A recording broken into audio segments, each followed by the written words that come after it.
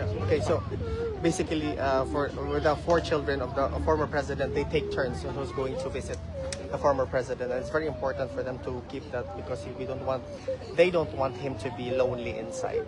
Aside from his lawyers visiting him every day to talk about the merits of the case or how the case goes or whatnot, they normally just have the dynamics of ensuring that the family also visits the former president. What are you very much curious about? What's the angle here? So I would like to know your motivation, maybe your own Motivation, story, where yeah. you're from, your motivation to be here. Just tell me about you. I'm a student here. I'm actually an international student. I have been living in the Netherlands for quite a while, and it just so happened that on that fateful day of March 12, he was brought here before the custody of ICC. This is viewed by many Filipinos as a surrender, and other also view it as a direct kidnapping. By the way, we strongly claim that what they are doing is an infringement of our sovereignty, and this is basically not him not being accorded the due process that should be accorded to everybody else. We are no longer an ICC member state, and we completely reiterate every day, every time, that the ICC should relinquish their supposed jurisdiction over the case because our judiciary and our local courts are perfectly working, and we are not at war. So the ICC is referred to as the court of last resort, and we don't understand why he's inside there. And Go ahead. So you said you don't understand why he's in there. Does that apply to the whole accusation that have been made to him, all the documented? No, we claim that this is a matter of a clear and very textbook example of a political persecution. Why? Because it is a political persecution in the sense that why would an ICC have a jurisdiction over these cases when it's not even filed before our local courts? There's been a lot of claims by our current government saying that evidences were destroyed, this and that. So we also raise question, if evidences were already destroyed, what evidences will be presented here before the ICC? As an international student and as a Filipino, I feel that this is my birthright and my duty to speak for the former president, which is basically greatly misunderstood by the European community, because especially when I talk to different Dutch individuals, especially living in The Hague, they see him as already convicted of a crime, and we reiterate, and we're very strong in our stance that he is nothing but an accused individual, and he should be accorded the due process. That's why they're asking for what they call interim release as part of a solution, as part of a remedy for an accused before the court, and not to mention that he's already 80 years old, and we completely understand that he already has ailments that probably also gives him a little bit of a discomfort or whatnot, and we strongly ask the ICC for him to be brought back to the Philippines and let our local courts decide on this matter, which we see as an internal nature. So these allegations, supposed allegations, with respect to the war on drugs, which by the way is a completely legitimate police operation before, has been used to politically persecute the former president of the alleged killings of, by the way, 30,000 individuals. Later, no, it's just fine. It's how many minutes is this? Maybe we can just sit somewhere. Yeah. And This is fine. Yeah. Oh, we're just doing a quick interview and then we're leaving. Like really, 10-15 minutes. We are leaving. Yeah, That's okay for me. thank you so much, sir. Yeah. Actually, I'd be more comfortable if we stop this and Okay. just sit somewhere. Okay, no problem. That'd be great. Because the dynamics that what we are doing right now is that we come here from the different places, the Filipinos. Some come from United States, some from within Europe, some are from different places. But the fact of the matter, we don't want that the former president learns that there are no longer Filipinos outside waiting for him, because that fuels him with motivation that indeed there are still people who believe in him. In fact, he actually ran for the mayoral race, and he won with what they call as a protest vote, an overwhelming majority of the local inhabitants in Davao City, where he actually won the mayoral race, accumulated more than 600,000 votes in comparison to his opponents, which probably garnered around 50,000 or so. So we completely reiterate, and we ask the ICC to send the former president back to the Philippines in the soonest possible time. Yeah. Why do you think that you seem to believe that the courts in the Philippines would be fairer to him than the ICC? Why is that so? Because, let us not forget that the ICC only functions, is most especially if the local courts are no longer functioning. That's why it's called the court of last resort, right? And the fact of the matter, he was not even given the due course, even when the lawyers already invoked the Rule 59 of the arrest procedures before the ICC. They did not even follow that. So we completely reiterate that in this particular case, we want the former president. He is not afraid of facing these charges, but as long as he is given the due course that everybody should be accorded with. So why would we resort to an international tribunal when the fact of the matter, he was not even tested before our local courts. He was charged directly by the ICC when in fact our judiciary are perfectly capable of ensuring that these things can be handled by the magistrates who, by the way, studied in different premier universities all over the globe. In my understanding that I don't think a German would allow to be judged in an international tribunal when the fact of the matter is that you have a perfectly working Supreme Court. Yeah, here is better. Yeah. So and what do you make of? Well, there are voices who say that he might, since he and his family do have power in the country, that they might influence some courts. The Philippines. What do you think about that? Those are statements of his detractors, making him look like that he still have influence over other individuals. If he still has influence, why was he brought to the ICC to begin with? He could have just immediately, refused the supposed surrender or the kidnapping of him and him being put to the ICC custody, right? But this allegedly influences of the former president. He was no longer president 3 years later. They haven't filed any single case before a local court. So that's why it boggles me as an ordinary Filipino. Why is it that we need an ICC when in fact there were no cases filed before our local courts? He was waiting. He even embraced the fact that he's going to be charged with these charges before our local courts without any reservation as to, yes, if these charges were valid, file it. I will face it. And this process should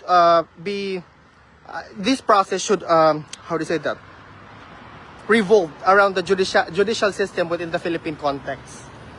What is, if I may ask, what's the concern of the European mindset with respect to the case of our former president before the ICC? I don't think that has to do with the European mindset, to be honest. Yeah, because I'm very surprised that the Europeans already see him as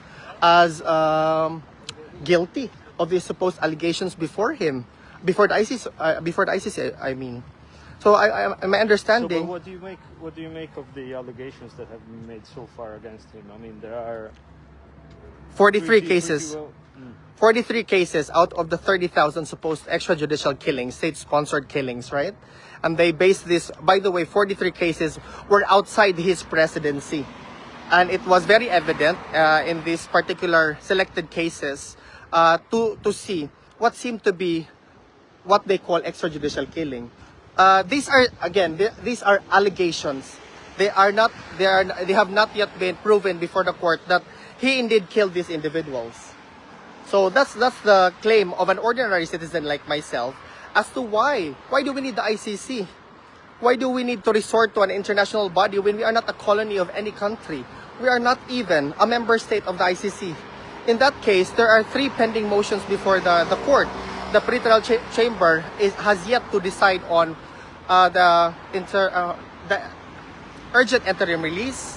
Number 2, the motion to defer the adjudication of the jurisdictional challenge, and there's another motion with respect to the appeals chamber to disqualify the chief prosecutor, who, by the way, with respect to the arguments of the lead prosecutor, has showed partiality in as far as the process are concerned. So that's why. So yeah, let's talk about the war on drugs that Yeah. you also mentioned. What Yes. is your view on that? Okay, my view on that. And also, especially, I'm interested in whether you see that the rhetoric of the president from back then might have contributed to all these extrajudicial killings. I think it would be unfair to say that all of these are rhetorics, because the statement of the former president before he actually ran for the presidency is very strong. I am carrying with me the platform that I'm going to enforce safety and security, because by then, during that time, the Philippines is on the brink of becoming a narco state. He didn't want to run for the presidency, but it was the people who actually asked him to run for the presidency. Hence the result of him winning with an overwhelming majority of being voted as with 16 million Filipinos. And these 16 million Filipinos actually wanted him to deal with the drug problem permeating our society.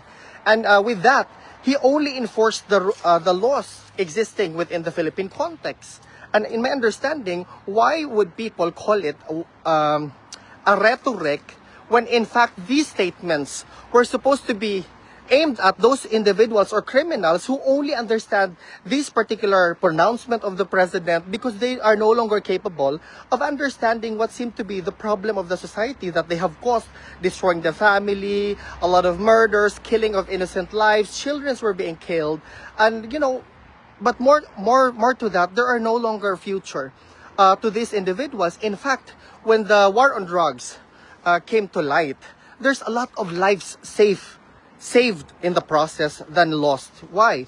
Because there were drug addicts who actually surrendered and resorted to healing themselves to become detoxified and no longer become an addict. So in the ordinary point of view of a person like myself, it brought how do I say, solution to the problem destroying our societies in the Philippines.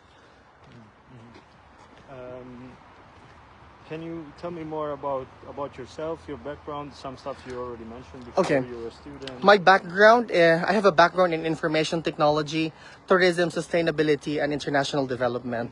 When did you come to the Netherlands? I came here in 2017 from the Philippines, yeah, because I was given an opportunity to study here.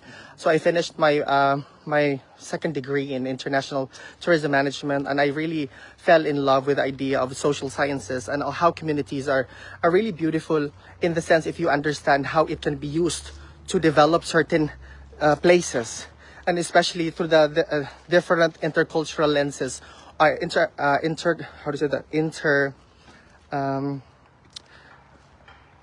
intercultural lenses, intersectional, I think, or some other, interviews of different ways to appreciate tourism and how it changes particular geographical context.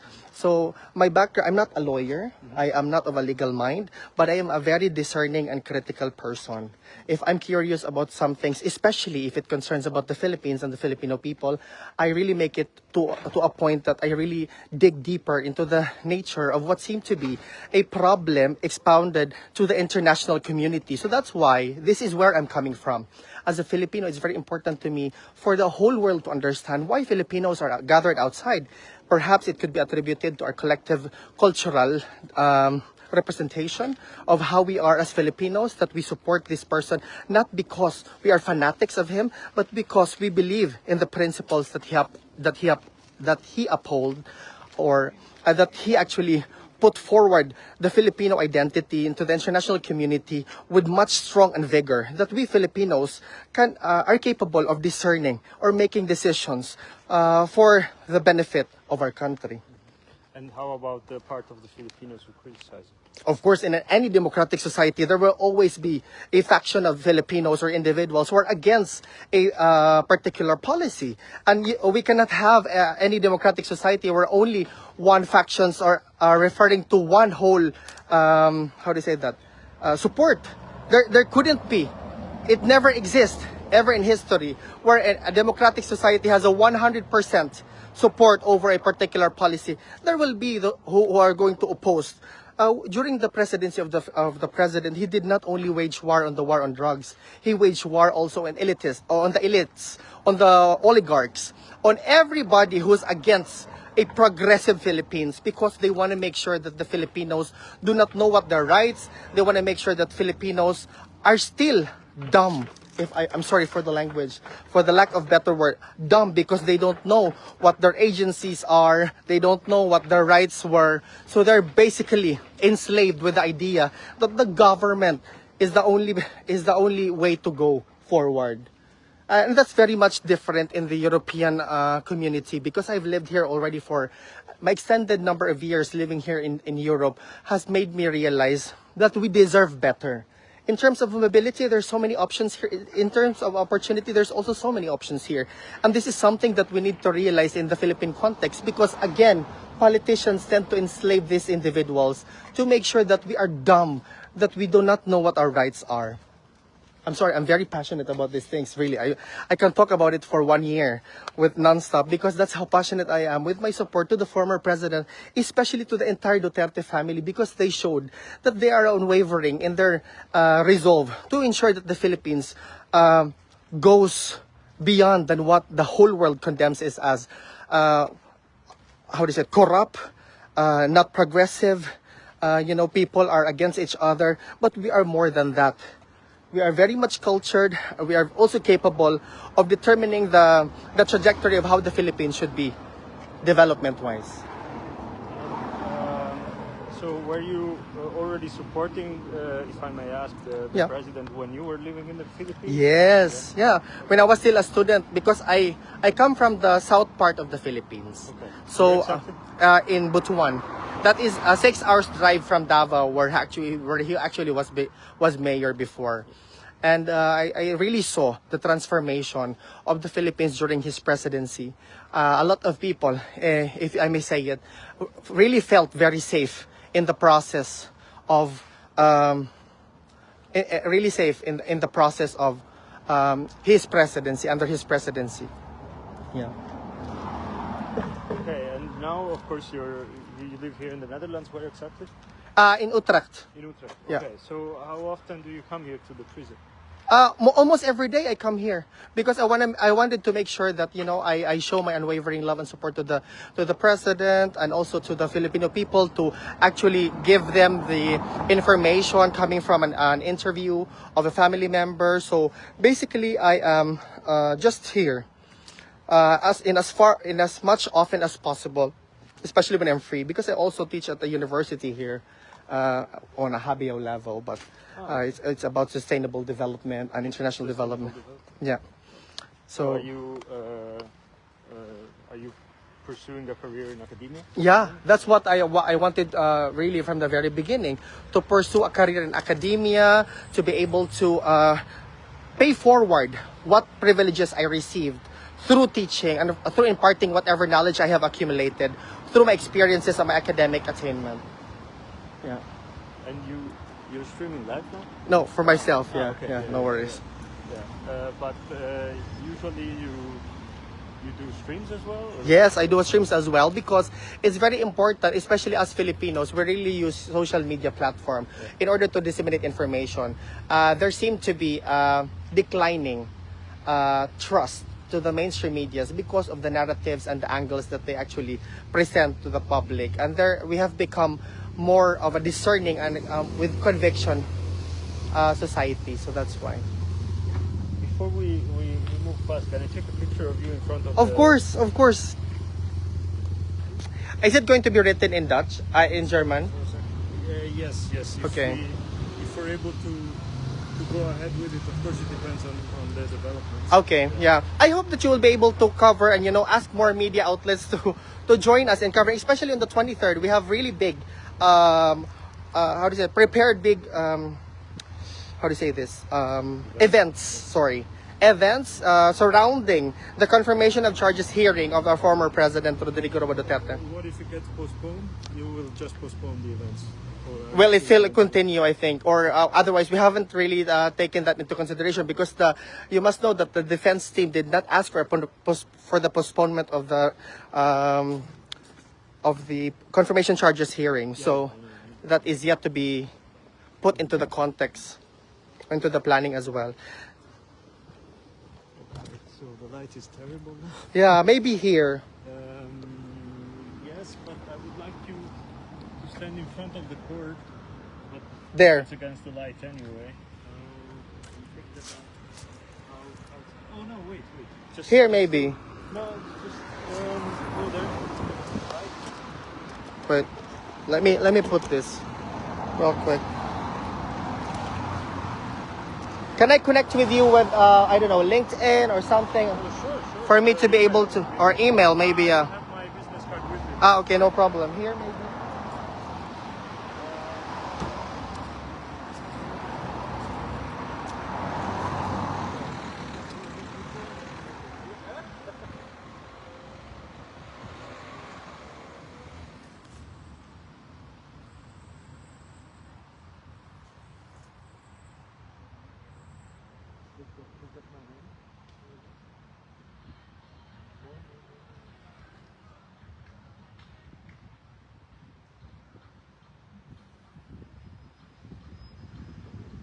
Thank you. What's your name? My name is Albert. Yeah, then you remember. I will write down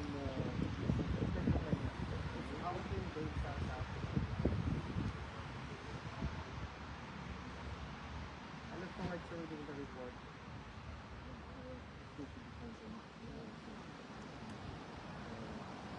Are you coming back tomorrow?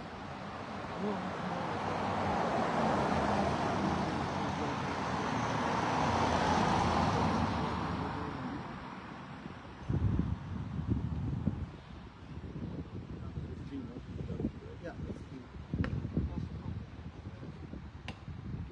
My email is the full name at gmail.com. Yeah, Sarzat.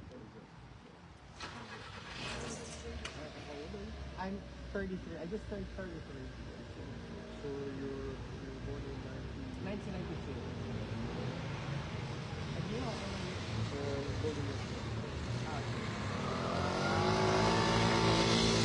thank you for doing this. Yeah, it's a very interesting.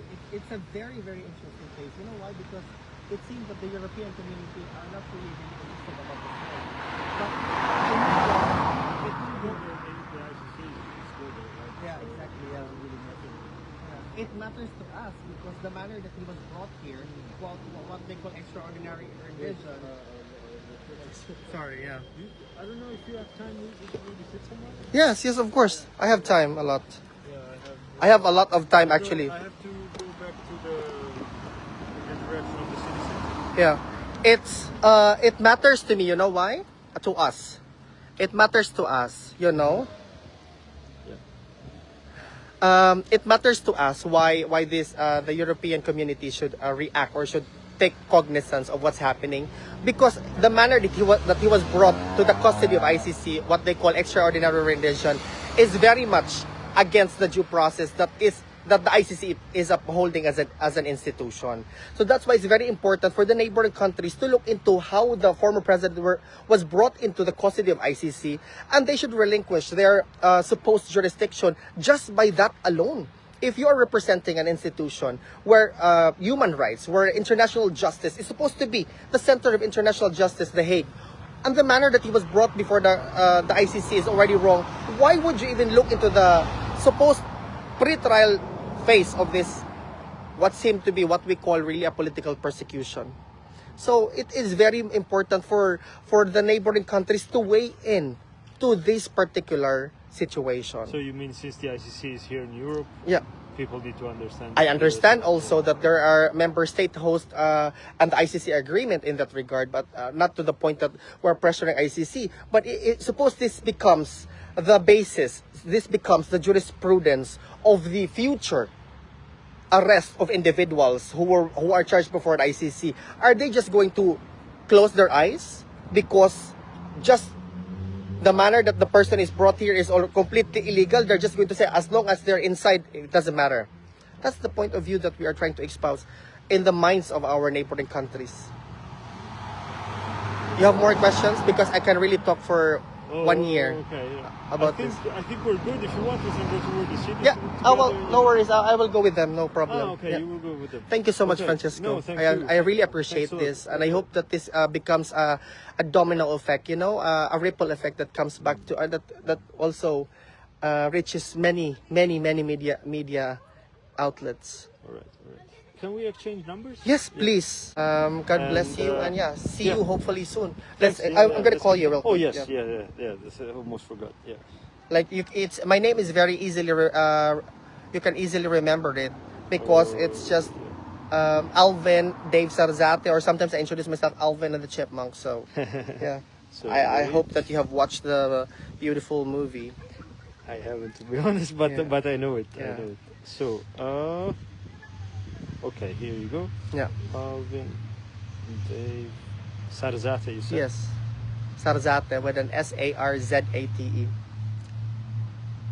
Correct. Yeah, Oh, you're very very good. good. Yeah. Thank you so much. All right, thank you, and yeah, let's be in touch, and if we're able to organize something in the future. Thank you. really nice. I appreciate you. Thanks a lot. Yeah, more power, huh? Thank you. Thank you. Bye bye. Bye bye.